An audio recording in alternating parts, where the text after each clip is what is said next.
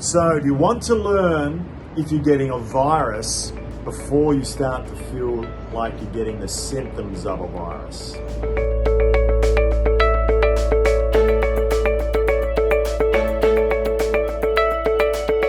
This is Tommy G, the Biotech Health Coach, and I'm all about transforming executives, business owners, and their teams into becoming superhuman them, and doing this in a quantifiable way using the latest in biotechnology. When you're getting a virus, and especially ones that may remain asymptomatic for a while, there's going to be some telltale signs. And there's a way to be able to monitor these things through some of the technology that I use in the program that we have at Biotech Exec. So with the devices we have, which is sort of like if you're the Formula One race car driver and we're in the pit crew and we're sort of watching to make sure that you're getting optimized and make sure that we haven't got any problems coming up. Some of the things that you can watch even yourself is things like your heart rate at night is starting to increase from its normal resting heart rate. Body temperature may start to increase about 0.4, 0.5 degrees Celsius and above one particular night. Right? When it gets to 1 degree and above, then you know you're starting to get a temperature. And your body is trying to pump more blood with a higher resting heart rate. And it's also trying to make the environment within your body inhospitable for things that it doesn't want to be there, like a particular virus, some sort of foreign invader.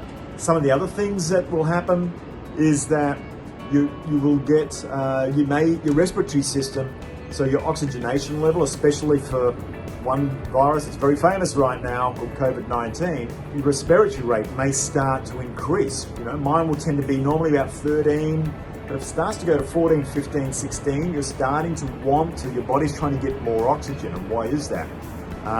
Because, with regards to COVID-19 and certain other viruses, there's going to be a need perhaps for some more oxygen in the blood.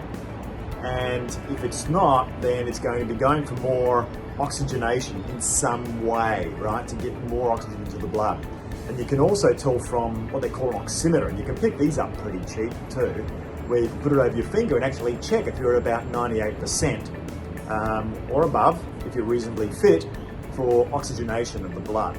Once you start to get to 96, 95, and that starts to drop, then you know that your oxygenation in your blood is starting to drop, and it might be time to get some help with that and perhaps get to the hospital.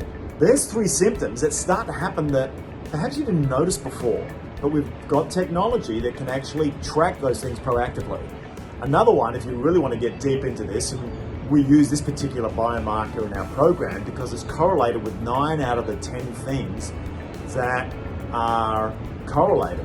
9 out of 10 diseases are correlated with HRV and heart rate variability. There it is, HRV, right? So with HRV, if that starts to decrease, then something's going on in your system that's creating a stress.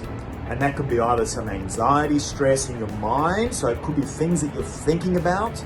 It could be stress and pressure from work. It could be that you had a big workout and your body is overstimulated from the workout. It's pumped up, or you've eaten late at night, for example. You could have been drinking late at night alcohol, so it's stimulated, right? So your body is trying to process that stuff. Some of it could, alcohol to a degree is a toxin. And if you have too much, it can be, of course, toxic.